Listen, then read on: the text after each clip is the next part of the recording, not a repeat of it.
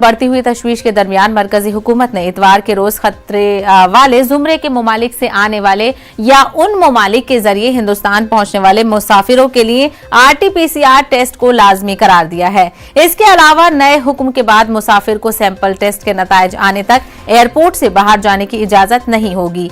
ये जानकारी मरकजी वजारत सेहत की तरफ से जारी करदा नजरसानी शुदा रहनुमाया खतूत में दी गई है।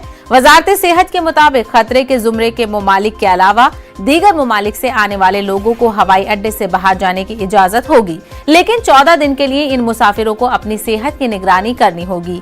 वजारत ने कहा कि दूसरे ममालिक से आने वाले 5% मुसाफिरों की स्क्रीनिंग की जाएगी और मुताल्लिका एयरलाइन को हर फ्लाइट से आने वाले 5% लोगों की शिनाख्त करनी होगी जिनका टेस्ट किया जाना चाहिए। ताहम वजारत उनके नमूनों की जांच के इखराजात बर्दाश्त करेगी।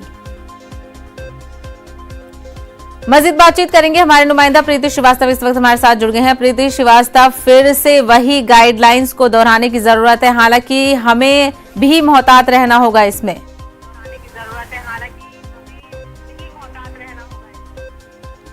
बिल्कुल ठीक कह रही हैं आप कि जिस तरीके से ये जो नया जो वेरिएंट है उसको लेकर पूरे हिंदुस्तान में जो दहशत है उसको लेकर नई गाइडलाइंस तैयार की गई हैं और नई गाइडलाइंस के तहत जो एयरपोर्ट पे जो लोग आएंगे, जो बाहर देश से जो लोग आएंगे, उनको क्वारंटाइन किया जाएगा, RT-PCR टेस्ट किया जाएगा और जब तक उसकी रिपोर्ट नहीं आएगी तब तक उनको एयरपोर्ट से बाहर जाने की इजाज़त नहीं है। और साथ ही जिस तरीके से कोविड के लगातार जो केस अब दोबारा से एक बार तेज़ी से बढ़ रहे हैं, उसको देख के मास्क से लेके जो प्रोटोकॉल था, जो गाइडलाइंस थी, जो कोविड की प्रोटोकॉल था, उनको फॉलो करना मस्ट कर दिया गया है। यानी कि आपको मास्क लगाना कंपलसरी हो गया है, 2 गज की दूरी ज़रूरी हो गई और साथ ही जो अगर किसी को भी लक्षण दिखते हैं सर्दी जुकाम खांसी का तो उसको तुरंत से तुरंत टेस्ट करने की को कहा गया है। और साथ ही कल स्वास्थ्य मंत्रालय में जो स्वास्थ्य मंत्री हैं उन्होंने एक बैठक बुलाई थी, वर्चुअल बैठक बुलाई थी। सभी राज्यों के हेल्थ सचिवों के साथ ये बैठक हुई थी और उन्होंने साफ कर दिया कि जिस तरीके से केस लगातार जो बढ़ते जा रहे हैं उसको देखते हुए ये बैठक बुलाई गई थी।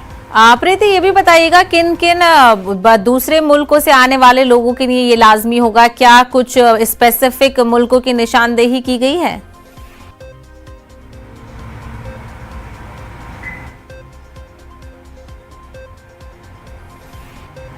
प्रीति,